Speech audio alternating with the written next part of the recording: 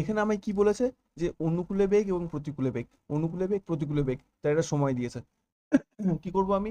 আমি অনুকূলের বেগগুলোকে এক জায়গায় লিখে নেব। কত আছে? 36। আর কত আছে? 24। এই দুটোর গসাগু বের করবো। এই দুটোর গসাগু হলো 12। এই দুটোর গসাগু যদি 12 হয় তাহলে আমার অনুকূলের বেগ হলো 12। তো অনুকূলের বেগ আমার কত হলো? 12। এই 12 কিমি যদি সে যায় তাহলে এটাতে টাইম কত লাগে? 3 ঘন্টা। বাকি কত পড়ে আছে আমার? 3 ঘন্টা। সেই 3 ঘন্টায় কত যাচ্ছে আমার? 24। বেগ কত হচ্ছে? 8 কিলোমিটার। তাহলে আমার অনুকূলের বেগ কত হলো? 12। আর প্রতিকূলের বেগ কত হলো? 8। আমার কি চেয়েছে? আমাকে চেয়েছে নৌকার বেগ। নৌকার বেগ মানে কত? নৌকার বেগ মানে অনুকূলে বেগ মাইনাস প্লাস প্রতিকূলে বেগ বাই 2 সমান কত? সমান হলো 20/2 সমান কত? 10।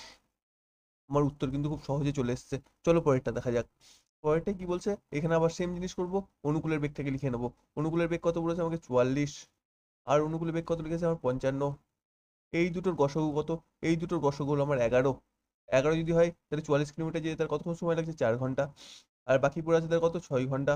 সেই 6 ঘন্টা সেই 30 কিলোমিটার যায়, মানে বেগ কত? 5 ঘন্টা। তাহলে আমার অনুকূলে বেগ 11, প্রতিকূলে বেগ 5। আমায় কি চেয়েছে? আমায় চেয়েছে স্রোতের বেগ। স্রোতের বেগ মানে কি? স্রোতের বেগ মানে হলো অনুকূলে বেগ, অনুকূলে বেগ মাইনাস প্রতিকূলে বেগ বাই 2 সমান কত? 11 মাইনাস 5 বাই 2 মানে 6/2 মানে 3 কিলোমিটার পার আওয়ার। আমার কিন্তু উত্তর মিলে গেছে।